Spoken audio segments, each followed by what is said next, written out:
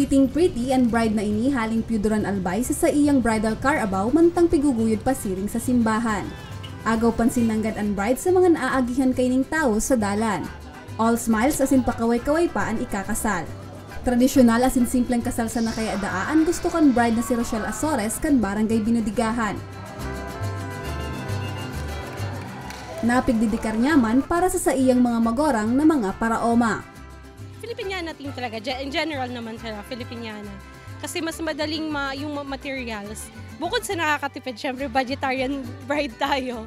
Salamat kasi, pumayag. Ganun hindi naman mangyayari ito kung wala naman siya kasi dalawa kami. Sabi nga, it takes two to tango. Maging sa reception, native man ang naging dekorasyon.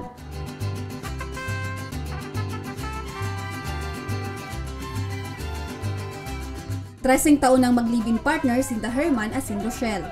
Biniyayaan naman sinda nin sarong aki. Nagtatrabaho bilang call center agent si Rochelle mantang computer administrator asin tubong Cavite naman si Herman. Sigun sa bagong kasal, apwera sa makatipid, dream wedding talaga ninda ini. Lahat ng mga nilalagay namin dito may significant meaning sa amin personally.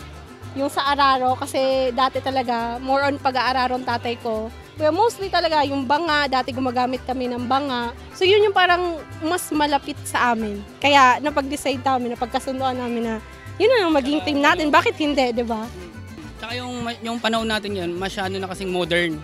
So gusto din namin ipakita sa mga new generation, katulad niya maraming pupunta ng mga bata, na ito yung traditional talaga na kasalan dito sa probinsya. At least, yung mga bata, na-experience nila, o hindi man nila ma-experience, pero nakita nila na ganito yung traditional na kasal sa probinsya. Ang best man na si Gerson asin ang inakan bride na si Nanay Gemma, napahanga nanggad sa diskarte kan bagong kasal.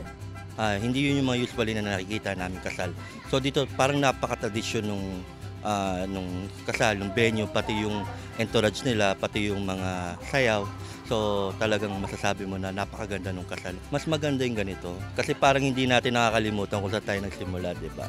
Kumbaga sa luma, kung ano talaga yung pinaka-team ng Pilipino, ito yun. Magayon, nakatipid siya. Di na bata sindang magaguman sa nabaga na sunagwan ta.